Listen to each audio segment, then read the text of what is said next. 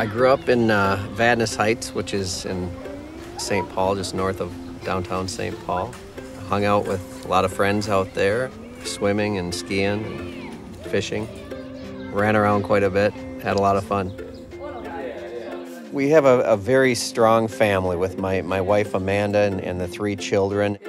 My youngest is 5, my oldest is 10. My 2 sons play hockey and soccer. My daughter's a figure skater and she's into the dance and you know, the birthday parties. You're chasing them around or dropping them off and just kind of watching out for them, having fun. We do a lot of swimming and family activities. We travel quite a bit. Getting my kids into playing golf a little bit so we get out and hit the ball around.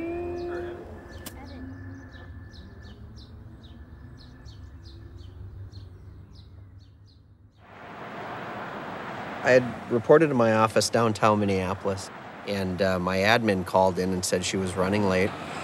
She had a flat tire out on 394.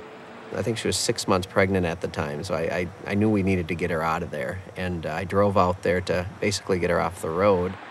I started changing the tire. I had the tire off, and I was leaning over the trunk to put it in the car, and an individual traveling at 55 miles an hour hit me from behind, kind of pinning me between the 2 cars.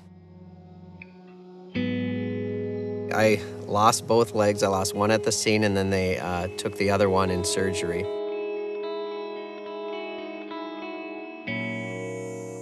I didn't think I was going to walk again. It was like you were in this world that all of a sudden you knew nothing about. You know, it's like everything that you're going to do from here on out, you're going to do it different than you did yesterday. So you had a lot of discovering to do, a lot of learning. A minute before this happened, I knew nothing about prosthetics and the recovery and the rehab that goes into losing a limb. I became pretty passionate about getting to know it and getting to know the players involved and figuring out what the best products and the best services were out there. We needed to know who could get me back and who could get me going and who was going to be passionate about doing that.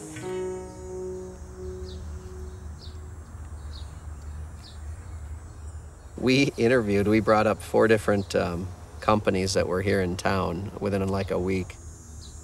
Bob Tillges was one of the individuals that we brought up. And I remember him because he wanted to see my limbs. You know, it wasn't just talk about your accident or whatever. He wanted to see where they're at, how the surgery was, make sure they're set for him to work on. You could tell he was passionate about what he did. Bob Tillges was always keeping up on the next best thing, and it seemed like every time I'd come in here, he'd come out with, you know, maybe there's a new vacuum system that we might try out, and that's the way I think he matched my personality. I want to try the new stuff. I was very aggressive. I wanted to get going right away. He would ask me what I would want to do and kind of start setting some goals, because that would give him the ability to construct a plan for my recovery. He knew golf was a big part of it. He liked to golf as well, and you know, he talked a lot about the sea leg and how that was going to give you the most, I guess, return, the best possibilities, yeah.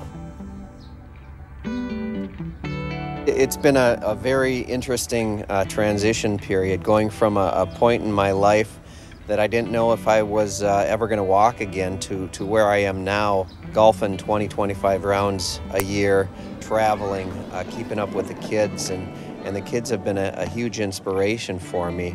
I was very active in their life prior to my loss, and the sea legs have really given me an opportunity to do everything that I used to do with them, whether it's just putting them to bed at night, chasing them around the house and around the neighborhood, just sharing life with them, watching them grow. They certainly aren't slowing down, so to be able to keep up with them has been a phenomenal aspect of this whole thing.